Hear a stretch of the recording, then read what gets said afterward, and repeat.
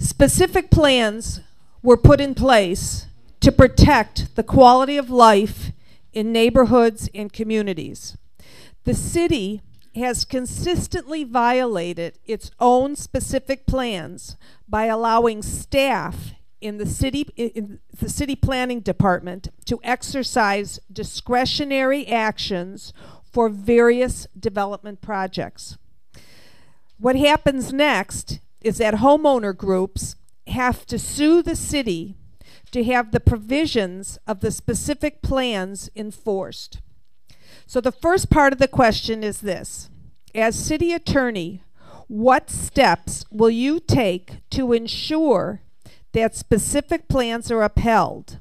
And the second part of the question is, what will you do to prevent city staff from violating specific plans when these violations are contrary to opposition voiced by an impacted community? And you have 90 seconds, and Noel, you're first.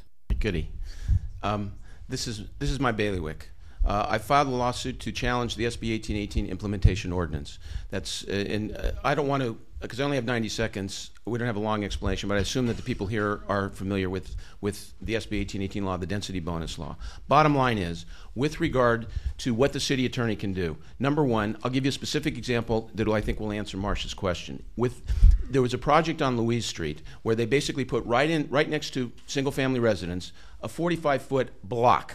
Okay, why? Because it was miszoned. Number one thing the city attorney has to do, and I challenge even the homeowners associations, to go out and find all your R3 properties, people, because they're overzoned and they have to be downzoned. That's point number one. In terms of advising the planning department, we're talking about economic feasibility as a criteria for whether or not they're even able to override the specific plans, and the specific plans need to be overridden.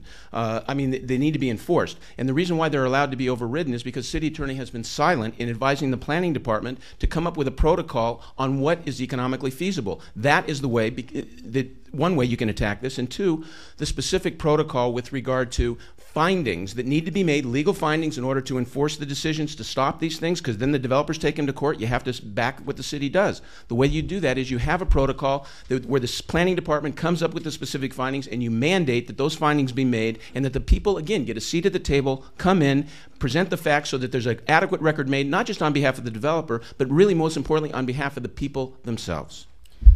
Thank you. Nutch, you're next. Okay, as I said earlier, a city plan is just that.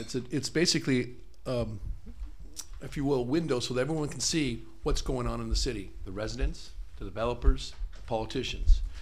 It tells you what we are expecting to do. When you move that, when you violate that, when you change it, when you give into a special interest, you're basically breaking a contract that you made with everyone in that whole deal. No, we've got to take out the special interest out of this deal.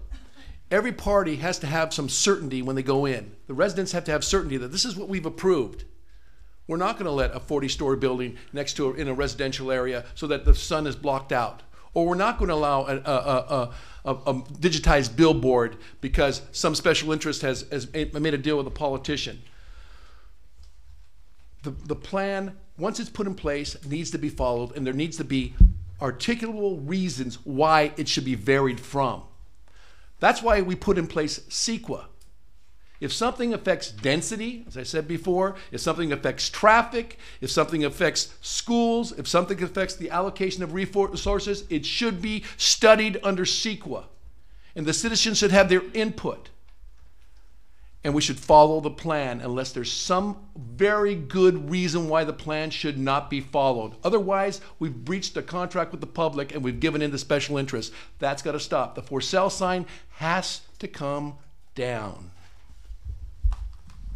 Thank you. Michael, you're next. Great, thank you.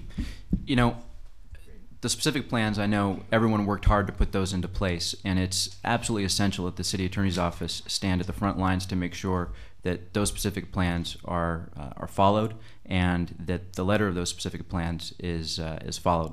And you know, when I was in law school, I worked with the Elected Charter Reform Commission that led to the creation of neighborhood council. So I understand how important it is to work with communities closely, and how working with communities, especially in a city as large as Los Angeles makes the city stronger and feel like a smaller place to live. It's essential that even though I think our duty is in the city attorney's office to the city as a whole, and the city as a corporate body, that part of that duty requires that we work with communities to eliminate the need for all of you to sue the city of Los Angeles to be able to get those specific plans enforced. That's absolutely absurd, and they should be ashamed of themselves that the system has come to forcing all of you to step up and sue the city in order to get what you fought for to begin with followed. Ridiculous. So, as part of that, what I want to do is maintain a constant dialogue with community leaders such as yourselves. When things are not being followed, I expect to be told if I'm not aware that they're going on. I can't be everywhere, and so my door would be open to anybody that wants to come meet with me. And if I find out that there are things that are not being followed, you can be damn sure that I'm going to be on the phone and call whoever's responsible in front of me and deal with them. Thank you. David, you're next. Thank you. And one of the most important things for a city attorney is to be honest. And I'm going to be honest with you. I'm not an expert in this area. Okay? I don't mind admitting that. I'm not going to lie to you and pretend that I know something about a subject. What I will tell you is, as city attorney, it's my job to find out. That's what I do as a DA. When a new law comes in, I find out about that law and I enforce it. And to return a compliment that Noel Weiss paid me a few moments ago, I'd have no hesitation in bringing Noel Weiss in as a special deputy to enforce the law, because I doubt that anybody up here knows the law better than him as it relates to this area. And believe me, folks, the city attorney has to have a good moral compass. And that compass is doing the right thing. I've said that before, and I'm saying it again, I know. But essentially what we're talking about here is doing the right thing for you folks, the people who elect me. I'm not going to be the city's rubber stamp, okay? The client is not necessarily the city. It's the people I'm accountable to. And that is you, not the special interests. I think I'm going to, although I haven't used up my time, I'm going to call a halt there, and let's move on to the next question.